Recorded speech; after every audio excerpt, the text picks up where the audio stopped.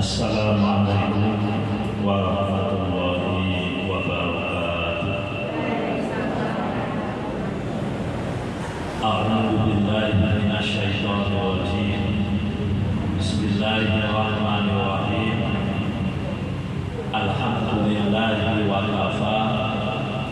Wassalatu wassalamu ala sayyidil mustafa wa ala alihi wa sahbihi ahli syirki wal wafa. Asyhadu an la ilaha illallah wa asyhadu anna Muhammadan abduhu wa rasuluh. Amma ba'd. Hadirin hadirat jamaah pengajian Masjid Baitulsalam rahimahumullah.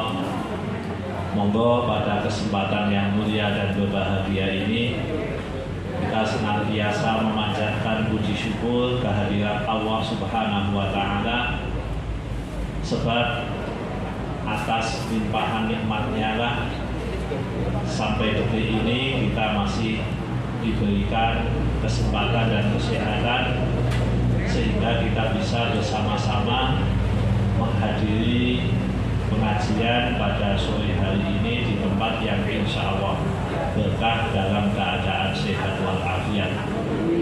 Sholawat serta salam kita haturkan pada junjungan kita Nabi Agung Muhammad Sallallahu Alaihi Wasallam. Semoga kita semua kelak di yaumil qiyamah berhak mendapatkan syafaatnya. Amin ya rabbal alamin.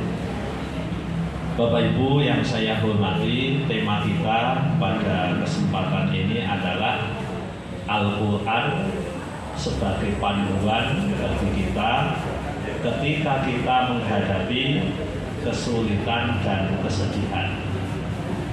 Bapak Ibu hadirin hadirat rahimakumullah. Rasulullah itu berkali-kali menghadapi kesusahan, kesulitan dan kesedihan. Bahkan sampai-sampai ada ayat yang menjelaskan bahwa Rasulullah itu tanda kutip hampir putus asa terhadap ujian yang diberikan oleh Allah. Itu termaktub di dalam Al-Quran surat Asy-Syu'ara. Allah sampaikan, la'allaka bakhi'un nafsaka alla yakunu mu'minin. Nah, ini kata Allah begitu. Bisa jadi engkau wahai Muhammad membinasakan dirimu sendiri karena mereka tidak beriman. Tentu membinasakan diri sendiri itu ait dengan kesedihan. Jadi Rasulullah itu sedih, susah. Nah, apa yang dilakukan oleh Allah untuk menemani kesedihan Rasulullah? Bagaimana Allah menghibur Rasulullah? Ada beberapa cara yang dilakukan oleh Allah untuk menghibur Rasulullah. Yang pertama adalah dengan menggunakan metode qasas atau bercerita. Ternyata Bapak Ibu, dengan Rasulullah diceritai kejadian-kejadian yang terjadi di masa lalu, membuat beliau itu hatinya longgar, hatinya senang.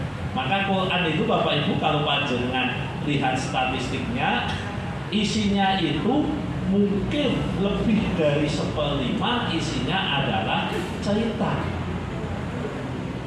Ketika Nabi susah menghadapi kaumnya, diceritakanlah tentang kaumnya Nabi Nuh. Nabi Nuh itu ketika menyampaikan risalah, menyampaikan dakwah, menyampaikan kebajikan, menyampaikan perintah Allah, apa yang dilakukan oleh umatnya? Umatnya nutupi kupingnya nganggo kain, ditutupi begitu. Ini diceritakan oleh Allah dalam Quran. Kalau Rasulullah merasa, ya Allah, sudah beberapa tahun saya mengajak umat yang ada di Mekah ini. Tapi yang beriman cuma 10, 20. Kok dikit amat, suwe-suwe kok males. Sedih, hati Rasulullah itu sedih. Nah, ketika Rasulullah kondisinya seperti itu, diceritakan lagi kisahnya Nabi Nuh. Wahai Nabi Muhammad, Nuh itu diutus untuk kaumnya sebanyak 950 tahun, dan yang ikut hanya sedikit. Berapa sedikit itu? Ada yang meriwayatkan jumlahnya ada 80. Jadi semangatnya keluar lagi. Oh iya, saya baru berapa tahun jadi nabi? Baru berapa waktu saya jadi nabi? Saya lumayan ini 10 tahun di Mekah udah dapat 70 orang yang masuk Islam. Lumayan. Nah, dengan cerita ternyata bisa menghibur Rasulullah. Nah, itu semua ada di dalam Quran. Cerita-cerita tentang itu ada di dalam Quran. Bagaimana ceritanya Nabi Musa? Ketika Nabi Musa waktu itu dikejar-kejar oleh Fir'aun. Nabi Muhammad pernah juga disakiti, diboikot. Beliau diceritai tentang bagaimana Nabi Musa, beliau mau dibunuh, menjadi DPO, dan seterusnya. Ini semua disampaikan di dalam Al-Quran sebagai sebuah cara mendampingi Rasulullah dalam kesedihan. Berarti Bapak Ibu, apakah kita bisa meniru cara itu? Bisa. Kita sedang sedih apa? Kita mau, umpamanya kita sedang difitnah, jenengan sedang difitnah. Saya tidak pernah melakukan ini, tapi orang menuduh saya begini, orang menyatakan saya begini. Buka aja, umpamanya panjenengan buka Al-Quran surat An-Nur, menceritakan tentang kisahnya hadisul ifki, berita bohong yang kemudian membuat Siti Aisyah jadi tersangka dalam tanda kutip oleh kaumnya sebanyak 40 hari selama itu. Nah, di situ disebutkan innal ladzina ja'u bil ifki usbatum minkum la tahsabuhu syarran lahum, dan seterusnya al-ayat. Jadi ternyata Bapak Ibu, di situ diceritakan suatu saat Nabi itu mendapatkan tekanan. Ada tekanan dari sahabat-sahabatnya. Ya Rasulullah, istri ini jenengan udahlah cerai aja, panjenengan bisa cari yang lain. Kenapa? Karena ini ada isu perselingkuhan Aisyah, tapi tidak bisa dibuktikan. Walaupun tidak bisa dibuktikan, tapi masyarakat sudah kadung berasumsi bahwa Aisyah itu adalah orang yang selingkuh. Bukti tidak ada. Terus kemudian saksi tidak ada. Tapi kan namanya isu, bagaimana pintarnya orang yang bikin isu. Sesudah isu itu digulirkan sedemikian rupa, lalu kemudian Aisyah tidak punya harapan lagi. Banyak yang mendesak Rasulullah untuk menceraikan Aisyah. Turunlah surat An-Nur itu yang saya baca tadi, innal ladzina ja'u bil ifki usbatum minkum, dan seterusnya. Lalu ternyata Allah membebaskan Aisyah dari semua tuduhan yang dialamatkan kepada beliau. Yang dilakukan oleh Aisyah apa? Dia hanya mengatakan fasabrun jamil, sabar itu lebih baik. Itu.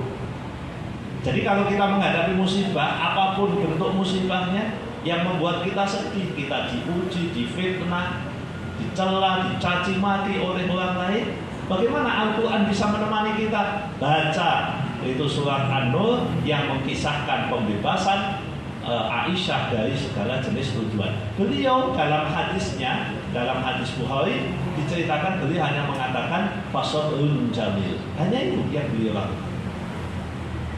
Nah, ini Bapak Ibu, berarti Al-Quran bisa menjadi solusi bagi kita untuk kesedihan dan kesulitan yang ada.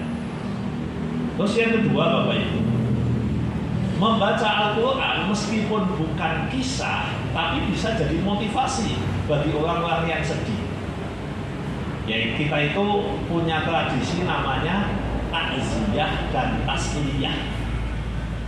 Takziah dan tasliyah. Takziah itu mengungkapkan bela sungkawa. Jadi dengan mengucapkan bela sungkawa itu namanya takziah. Nah, tasliyah itu maknanya ngedem-dem, menghibur orang yang susah. Makanya kalau kita takziah, kita dianjurkan untuk mendoakan yang mati dan yang hidup. Sing mati didongake muga-muga dingapura dosane, sing urip didongake muga-muga agung gede pahalane kaos sabar atine. Nah, itu namanya tasliyah. Lalu bagaimana kita mentasliyah atau menghibur orang yang sedang kena musibah? Bacakan Al-Quran. Surat apa Pak? Bacakan Al-Quran, surat Al-Baqarah. Mulai ayat 155.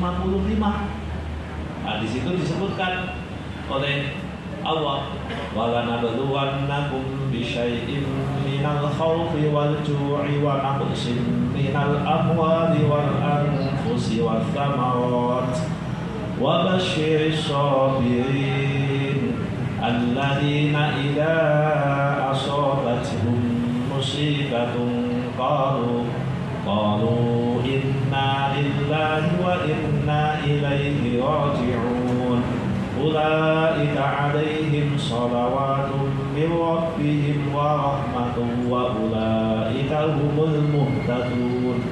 Nah, itu yang dibaca. Kita sampaikan walanabluwannakum, kata Allah untuk kita semua, pasti kalian akan diuji bisyai'in, dengan sesuatu, minal khawf, rasa takut, walju, kelaparan, wa naqsin minal amwal, berkurangnya harta, wal anfus, berkurangnya jiwa. Berarti kita itu akan mati atau ditinggal mati, tinggal siapa yang duluan. Kadang orang itu tidak nyadar kalau dia itu akan ditinggal mati. Kesedihan itu hanya boleh maksimal 3 hari, kecuali bagi perempuan yang ditinggal mati oleh suaminya, itu ada masa iddah 130 hari. Tapi selain itu hanya maksimal 3 hari saja. Jangan bikin sedih, acara sedih kok luwes saka 3 dino, tidak boleh. Silahkan Anda bertabung atas kematian anak Anda, tapi tidak boleh lebih dari 3 hari. Tidak boleh. Yang boleh lebih dari 3 hari hanya perempuan ditinggal mati oleh suaminya. Hanya itu, selain itu tidak boleh. Nah kan kita perlu sampaikan, jangan ditinggal mati, lihat dia ditinggal mati. Kasih tahu, kasih penjelasan. Nah ini ayatnya tadi. Jadi orang bisa ditinggal mati oleh keluarganya dan itu sudah disebutkan dalam Al-Quran. Nah terus kemudian kita kasih penjelasan lagi. Wa basyyiris sabirin, beri kabar gembira kepada orang-orang yang sabar. Jadi pokok dengan sing sabar nggih, pahalane wong sabar kuwi gede. Tapi piye aku kowe mongko nek bapak wis ora terus yo aku mangan opo wis ora ngono. Nggih, kabeh rezeki sing makdirke Gusti Allah. Saya tidak bisa hidup tanpa dia. Oh, ora usah kaya ngono. Ora usah mendramatisir. Tidak usah.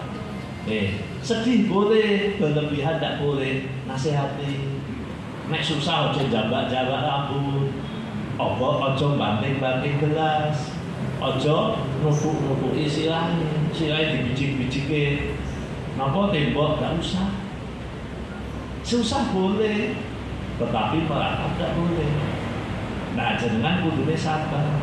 Wong sabar kuwi nalikane kena musibah, alladzina idza asabatuhum musibah qalu inna lillahi wa inna ilaihi raji'un. Katakan aja inna lillahi wa inna ilaihi raji'un. Nah, artinya ayat-ayat Al-Quran bisa menjadi pendamping kesedihan. bisa menjadi sebuah penguat bagi kita sebagai muslim. Asal kita pintar-pintar saja untuk mengambil ayat Al-Quran sebagai tasliyah atau sebagai penghibur bagi orang-orang yang dalam kesedihan. Terus yang ketiga, Bapak, ketika kita mengalami kesedihan, ya mohon maaf, sakit tidak sembuh-sembuh, atau mungkin kita usaha gagal, wong do utang ora bayar, padahal dibutuhkan, atau apalah sesuatu yang membuat kita itu punya kesedihan yang berlarut-larut.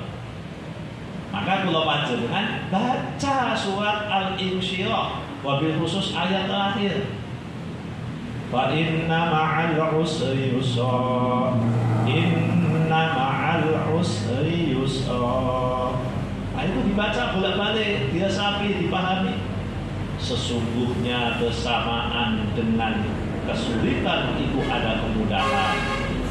Sesungguhnya bersamaan dengan kesulitan itu ada kemudahan. Cobalah itu diresapi.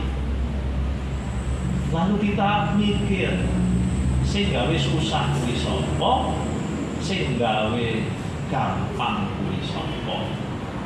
Nek jenengan saya bisa mikir, yang bikin susah itu Allah, yang bikin seneng itu Allah, sing gawe gampang kuwi Allah.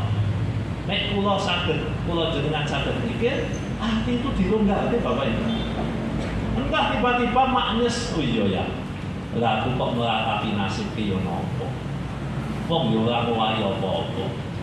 Akhirnya yang dia lakukan apa? Dia berusaha. Nah, nanti dibimbing oleh Allah, akan dikasih hidayah oleh Allah.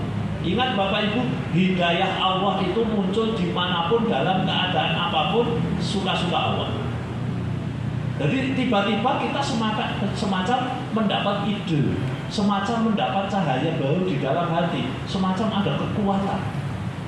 Tapi inna ma'al usri yusra, inna ma'al usri yusra, sesungguhnya sesudah kesulitan itu ada kemudahan. Nah, itulah ayat-ayat Quran yang bisa kita jadikan sebagai teman, ya teman dalam tanda kutip ya, teman. Daripada kita curhat sama orang yang tidak jelas. Biasanya kan wong itu nek susah kemana arahnya?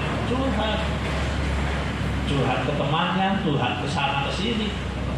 Wah, malah yang temen sosmed, bikin status, di WA gawe status, isinya kesedihan, curhat. Terus nanti di media sosial yang lain, di Instagram, di mana, di Twitter, di Facebook, dia buat status, isinya apa? Curhat. Curhat kok sama dinding? Nah, kan dinding itu, tapi dinding yang bisa dibaca. Dinding yang bisa dibacakan jenenge wall. Wall kan dinding, Bang. Makanya Bapak Ibu, daripada begitu, mari kita jadikan Al-Quran sebagai teman kita. Al-Quran sebagai teman kita. Kalau Al-Quran sebagai teman kita, ingat, Al-Quran itu kalam Allah.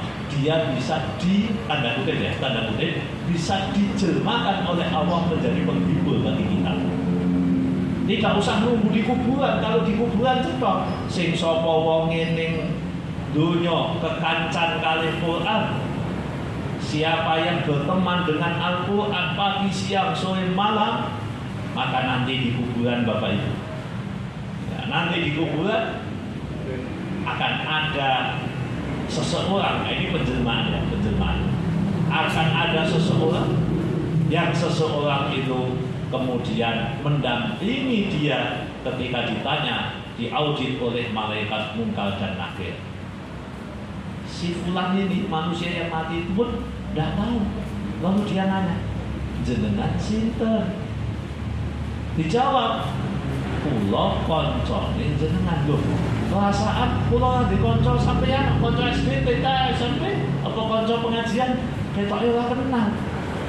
Boten, kula boten konco TK, SD ora tau melu reuni kula. Ini kan wayah reuni kan Bapak Ibu. Anggur poso, buka bersama, Kalau halal bihalal itu kan anggo sore ini di tempat-tempat makan pun mulai kebak. Isine ayoni tika sesuk malam Setu, malam Senin ayoni SD. Kalau siki kumpulan dawis, besok kumpulan RTP sesuk. Dadi mbek sore anane mung ayoni. Tapi koncone blas ora ana sing ngancani niku bulan. Lho, ketoke sampean ora tau ketemu. Dewe kanca ndi? Kula mboten kanca TK SD, kanca niku mboten. Aku sing biasa mok kancani. Sampean nek sedih, sepi, dhewean biasane sampean kan maca aku. Sik kok maca aku mak. Aku kuwi Al-Qur'an yang selama ini kamu menjadi teman saya ketika kamu masih hidup, maka ketika kamu tidak bisa ngapa-ngapain sebagai teman setia, teman yang baik, maka saya akan bantu kamu saat kesulitan.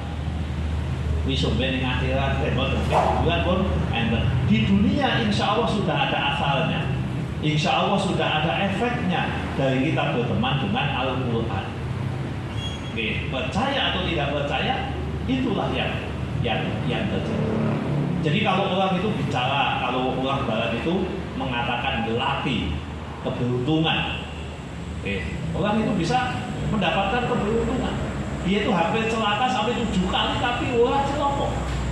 Ndelalah ya, motor, mobil, ngantem, ngalpe deh.